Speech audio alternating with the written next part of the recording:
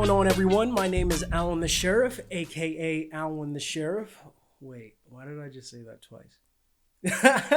And this is the AlwinTheSheriff podcast. I am the sheriff of all things innovative. Welcome to the very first episode of the AlwinTheSheriff podcast. I think this one's going to be special. I'm going to try and be as me as possible. Now, all right. Yes, welcome to the ATS podcast. Just a few things I want to point out before we get started. What the heck does welcome to Doodoo Land mean? Like, I'm sure you guys are wondering that. Welcome to Doodoo Land means your own space of authenticity. That's literally it. So, like, for anybody who's been wondering, like, what that phrase means and why I say it all the time and why it's incorporated into my work is because, like, I want it to just be, like, my own phrase, like its own superior meaning, like your own space of authenticity. In your own space, you can be whoever you want. And that just happens to be my own apartment. So I'm just living my life. So living my best life. That's all it really comes down to. Welcome to Doodoo Land and welcome to my Doodoo Land. Also, my brother's got new in-crowd merch. Go cop the long sleeve shirt. I got the long sleeve rainbow joint. This joint is tough. I really like it. If you're watching this on YouTube, yeah, just take a look at that joint. It's real tough. Go type in crowd on Instagram. I'm sure you can find him. I'm sure you can find out where exactly you can get his merch. I probably should have collected this information from him prior, but yeah. Well, that was awkward. Anyway, but yeah. Oh yeah. And other than that, like, I just wanted to give a quick, like, 1 minute, like, speech, I guess, on like why I even started this podcast. Like, it's not even a speech. This will take like 5 seconds. Anyway, I started this podcast because I feel like it's really important for us to be able to take news like every single day from like science, technology, and psychology, because we have to learn what's advancing us like as a species like every single day. And I think it's really awesome, you know, to be able to just dive into these subjects and just really see what's going on. And I feel like, you know, a lot of people don't really give these subject areas a chance. And if they do, a lot of the information is just being thrown at their faces. So it's just really dull and boring. So that's what I just like hope to not do on this podcast, is to have you just like hear what I'm saying, you know, and just really enjoy the information at the same time, like with a teeny tint of humor. Well, not a teeny tint. You'll get a lot from me because I laugh a lot. So like, if that's one thing you hate, like laughter, like this probably like won't be the podcast for you, because I'm going to be laughing a lot on this joint. But yeah, let's get into it. I'm wasting time. So yeah, the first subject matter is science. Now, let's see. I read this article the other day. It's called "This May Be the First Lab-Grown Meat to Actually Hit the Market." Now, it's an article from Futurism. It talks about a Singaporean startup called Cyborgs Meats that has the potential to be the first company to bring lab-grown meats to our restaurant tables. Now, the Singaporean startup called, and I'm hoping that's how it's pronounced, Cyborgs Meats. We'll just call it Cyborgs for now. But Cyborgs Meats may be posed to be the first company in the world to actually sell lab-grown meat. Cyborgs is focusing particularly on shrimp. It's bringing down its price per pound every single year. It's getting cheaper. Singapore is actually with this. They actually like the idea. They're receptive towards giving this a green light and having it actually become a restaurant. And the market for lab-grown meats is actually very crowded. I mean, you have startups like Olive Farms, Just, Memphis Meats. I think that's a company that Bill Gates is invested in right now, and it's, you know, typically really expensive to grow lab-grown meats because it's grown in a lab. It's kind of weird at first when you think about it, because it's like how can you like grow anything in a lab? It sounds like something out of like a strange like cartoon or something, like those late night movies like you see, where it's just the doctor's in his office or something. He's talking to an assistant, and it's just like he concocts something and it just jumps out of the pot and is like, I'm gonna eat your brain. But nah, like it sounds wild at first, but it's really interesting, like especially for me, like. And also, Cyborgs Meats is actually planning on moving on to lobster and crab next if they can actually get shrimp out to the market. So, yeah, I think this idea is really awesome. I don't have too much time to speak on it, but like, to be honest, I actually did a YouTube video a while back called "Battle of the Plant Meats." Like, and the video was particularly about trying to get people to focus more on eating plant meat as an alternative, as opposed to just like just like as opposed to regular meat, like that we get from cows and chickens and such. And like I just love it whenever a company tries its best to try and weed us off, like like meat in general, because I feel like not only is it better for the environment, but I feel like overall, like it's just like you're saving us. You know what I mean? Like climate change is real. Like this like sustainability like is a thing that we should be focusing on. And so for like this firm to actually be like coming out of the gate and actually trying to do something like this, like I think it's really awesome. I'm actually really biased about like companies that try and do this. Like coming out of the starting gate, yeah, it's pretty difficult because I think I read somewhere in the article that they were selling that the price per pound of this shrimp was $2,000 or more, and they said that it'll be even cheaper by next year. Like, yeah, off the top of your head, you're like, that's wild. I'm not about to travel all the way down to Singapore just to buy like $2,000 of like shrimp, like $2,000 worth of like shrimp per pound. Like that's just like it's just not economically feasible. But it's just like right out of the starting gate, the fact that it's getting even cheaper and that they're actually working towards it to make it a reality, just so like we can eat a lot less real meat. Like I think it's pretty tough. Like I think it's really awesome. Yeah, of course, like you know what I mean? Like me myself, I wish I could like support them like in real life, like as in like going down to Singapore and be like, hey, what's up? Like, let me try some of this shrimp. Like, I read about you guys. I'm down here at your restaurant. Like, I'm trying to mess with your meat. But unfortunately, that sounded wrong. But but unfortunately for me, like I'm actually allergic to shellfish. Yeah, I can't eat shrimp. I can't eat lobster. I can't eat crab. It really sucks. I'm running out of time here, but these are just like my final thoughts. Like, I think that it's awesome. I think any kind of company that tries to do this is just, yeah, they really care about climate change. And we're just happy to have you on the team of like, the crime stoppers, the people who are trying to stop like all these crazy, like companies out here from just like destroying our atmospheres. So yeah. Moving on to our next subject, which is technology. Now, I read about this company called no, well, it's not a company. The article. The article in particular is called "Electronic Blood Vessels to the Rescue," and it was an article that I read on Spectrum. And this article talks about the creation of artificial electronic blood vessels that have the potential to do much more, like drug delivery and gene therapy. Now, these artificial blood vessels are actually biodegradable as well. And it points out that when treating cardiovascular disease, doctors will usually use replacement blood vessels from patients' own bodies to help with the treatment, but sometimes the patient's age and condition can actually prevent this. So the article also points out that artificial blood vessels have been difficult to use in the case of smaller blood vessels because smaller blood vessels typically have a lot more complications, such as inflammatory responses that come up. Jingyu Zhang, a biomedical engineer at the Southern University of Science and Technology in Shenzhen, China, Zhang and his team have reported developing a promising new artificial blood vessel that doesn't cause this inflammatory response. And they tested these artificial blood vessels in rabbits. And afterwards, the results from the study came back. There were no complications. In other words, like the inflammatory responses didn't come up. And they're going to continue this research one day to help. They're going to continue developing this out. Just got a little sneeze there.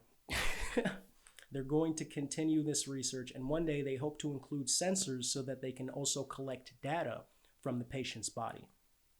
So I think this is really awesome. Like just the fact that I tend to dwell on this a lot, and I've been doing this a lot lately. But like typically, when it comes to just science and technology in general, I don't think people understand just how deep things get. I don't think people understand the layers. Like once you really start peeling back the layers, you really begin to start like understanding just how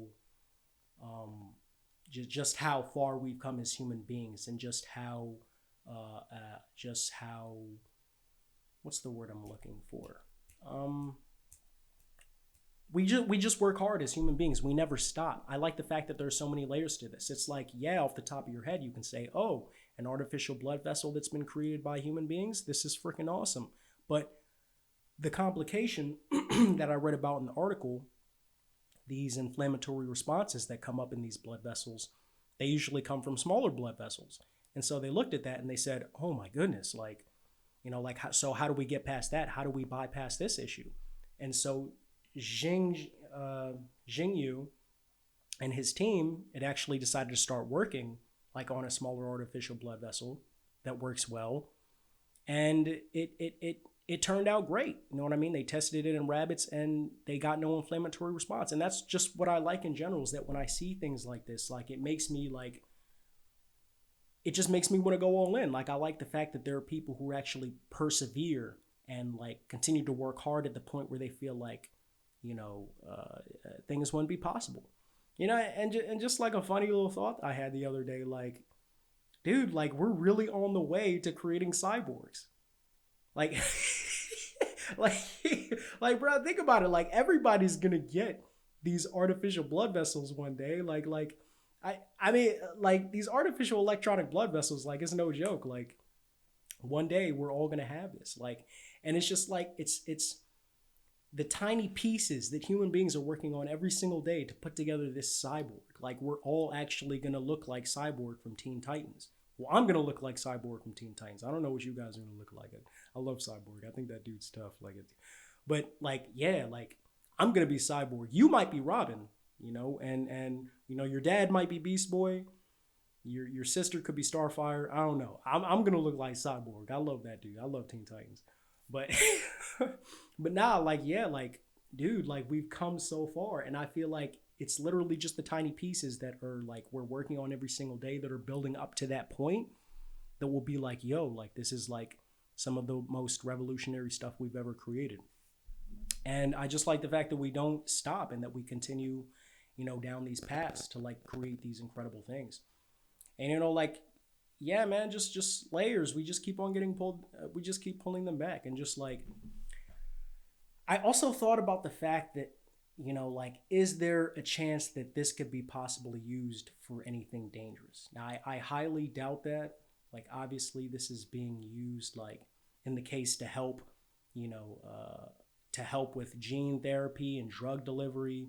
But, like, is there any possible way that this could be used for, like, anything bad? And so an idea that I just had the other day was, what if, like, this team, or just like any particular team with these electronic blood vessels, decided to sneak into your home at night, like hit you with that anesthesia and just put these joints in your body. And then one of the doctors just smacks you over the forehead, just like, where am I? And be like, hey, bro, wake up. We got you now. We got you. And be like, what do you mean? Be like, bro, we got you. Like, we put the electronic blood vessels in your body. Now we can electroshock you whenever we want. So you better do what we say or we're going to finish you off. Be like, oh, snap, what you mean? Like, nah, man, I'm not about that life. That's not me. Be like, nah, you don't have a choice now. You probably get up to go, call the police and get a donut from the fridge. All of a sudden, you just get hit with the, like, ah! You're like, yeah, bruh, we told you. You think this is a joke? Like you think this is a joke? No, it's not a joke. Like, I wonder if they're actually really going to be doing that to people. I mean, I doubt it.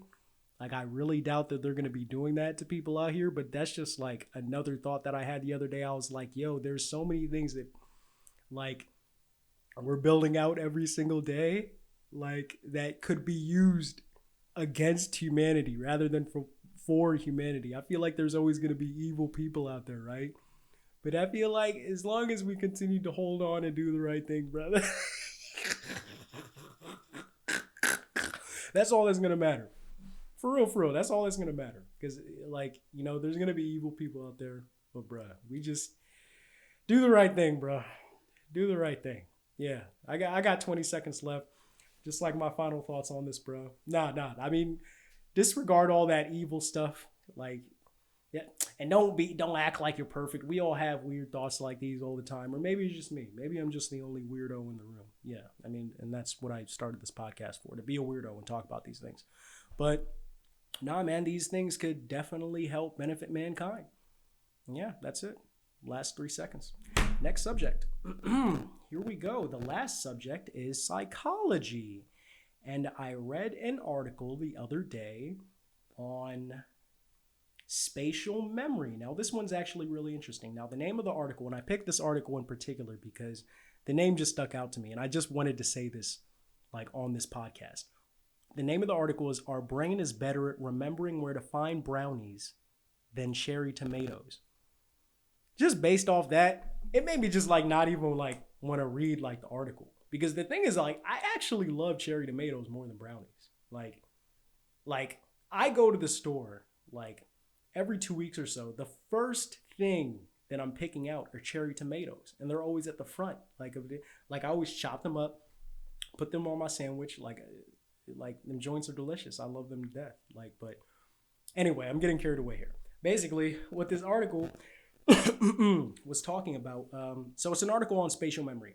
And it talks about how humans have evolved our memory to the point where we can accurately locate high caloric foods in our environment. Now, more specifically, so our spatial recall makes mental notes about the location of high caloric foods. New findings published today in scientific reports suggest that one major feature of our spatial recall is efficiently doing just that, locating high caloric foods. The study's authors believe that human spatial memory ensured that our hunter-gatherer ancestors could prioritize the location of reliable nutrition. So, based on a study, researchers and don't hold this against me, I found it very hard to even when I was reading about this earlier on, I find it very hard to pronounce this university's name. Wageningen University, and research in the Netherlands found that 512 participants had a higher percentage of accuracy when it came to locating high caloric foods versus diet foods. And the main takeaway message is that, and this is a takeaway message from one of the PhD candidates from Wageningen University. Their name is Rachel de Vries. Our main takeaway message is that human minds seem to be designed for efficiently locating high caloric foods in our environment. And one drawback of our spatial skills is that as they relate to sustenance is our modern taste for junk food. So in a way, our minds and bodies may be mismatched to our current obesogenic, yet I'm sorry, I failed elementary school English, I'm sorry, it was don't I'm sorry I can't read this correctly, but I'm trying the best I can. All right, it was just in a way, our minds and bodies may be mismatched to our current obesogenic food-rich substances. And we have reason to suspect that the high caloric spatial memory biases could stimulate people to choose high calorie foods by making high calorie options easier and more convenient to find and obtain. Now, I also found another quote from a cognitive psychology professor at Purdue University who learned about this.